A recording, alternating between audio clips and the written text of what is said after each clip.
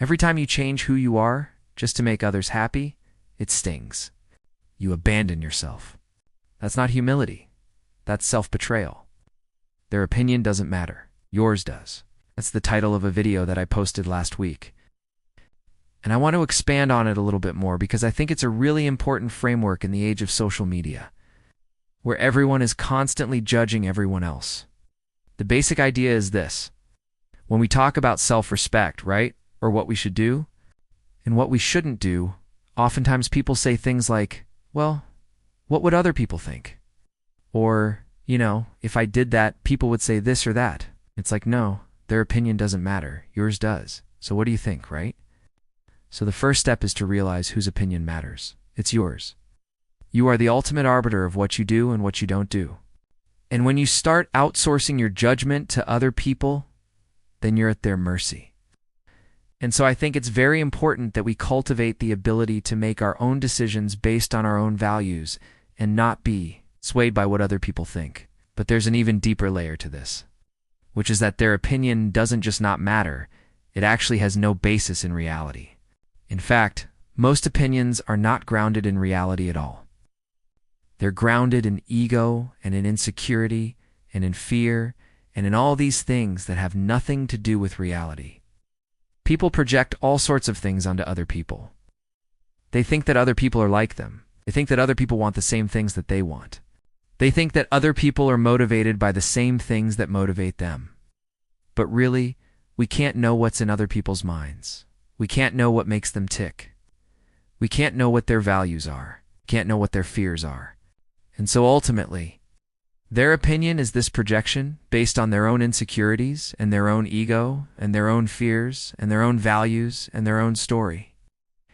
And none of that has anything to do with you except that you've chosen to make it relevant. In the book, The Gifts of Imperfection, which is not a self-help book, but I read it as a self-help book, Brené Brown talks about how we need to recognize that other people's opinions are not based on reality.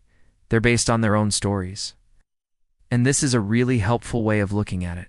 Everyone has a story that they've constructed in their mind of how the world works, and of who they are, and of what makes them tick, and what their values are. That story, that narrative, is what shapes their opinion.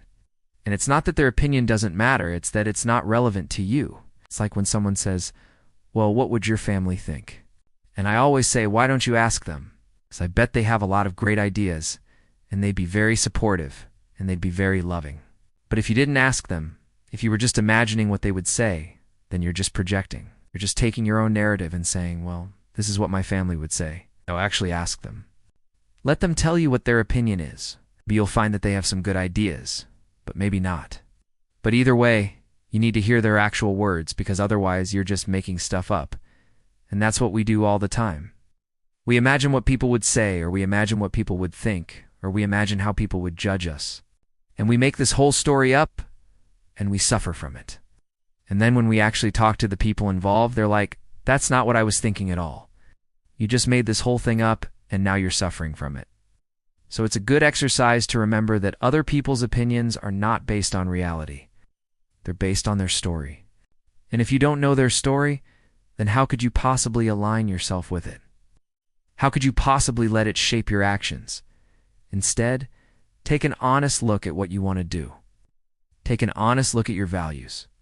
Take an honest look at what's important to you, and then decide based on that. What would be the worst that could happen if you did what you wanted to do? Probably not as bad as what you imagine, right? Most of the things we worry about never happen. If they do happen, we survive them. We always survive them. What doesn't kill us makes us stronger. So what's the worst that could happen? Then ask yourself, am I willing to risk that? If the answer is yes, then go for it. Do what you want to do. Don't let other people's opinions get in the way. Their opinion doesn't matter. Yours does.